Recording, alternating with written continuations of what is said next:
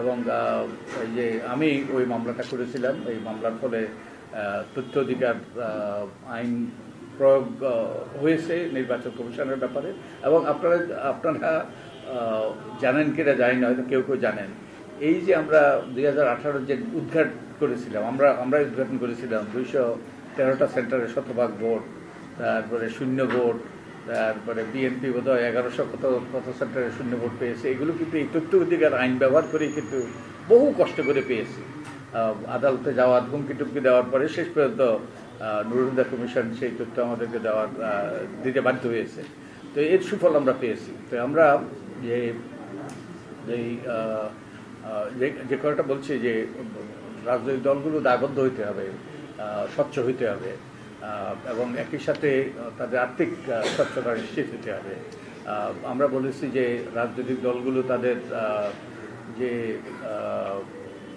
তাদের সদস্যদের কাছ থেকে যে সদস্য ফি নেবে, এবং একই সাথে তাদের যে অনুদান আসবে এবং তার একটা সীমা আমরা নির্ধারণ করে দিয়েছি, তার ভিত্তিতেই তারা তাদের ব্যয় করবে।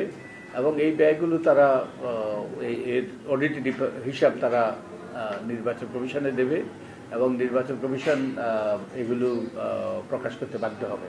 তো এই আর্থিক স্বচ্ছতা, তাদের মধ্যে গণতন্ত্রের চর্চা এবং স্বচ্ছতা, আর্থিক স্বচ্ছতা, গণতন্ত্রের চর্চা এবং দায়বদ্ধতা, তাদের দলের সদস্যদের কাছে দায়বদ্ধতা, এটা অত্যন্ত গুরুত্বপূর্ণ সুষ্ঠু নিরপেক্ষ নির্বাচনের ক্ষেত্রে। তো আমরা এই রাজনৈতিক অঙ্গনা পরিচ্ছন্ন করার ব্যাপারে আমরা আমাদের সুপারিশ দিয়েছি, এবং নির্বাচন কমিশনকে আমরা ক্ষমতায়িত করার চেষ্টা করেছি। আমরা নির্বাচন কমিশনকে যেমন প্রার্থী চূড়ান্তের ব্যাপারে নির্বাচন কমিশনের নিরঙ্কুশ ক্ষমতা, তারপরে তাদের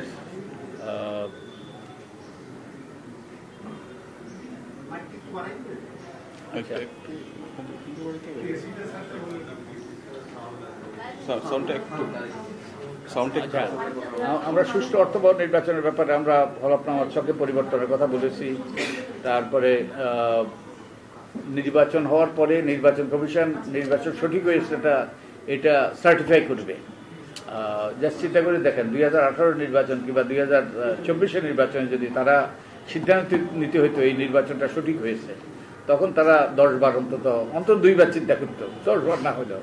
তো এর মাধ্যমে এবং তো তাদেরকে আমাদের বিবেচনা শক্তি, সর্বোচ্চ বিবেচনা শক্তি ব্যবহার করার সুযোগ দেওয়া, এবং কেউ যদি এরপরে সংক্ষুব্ধ হয় তারা যেন আদালতে যেতে পারে, সেই ব্যবস্থা করেছি। তো আমরা রাজনৈতিক দলের কথা বলতেছিলাম, রাজনৈতিক দলের কথা তো বলেছি আমি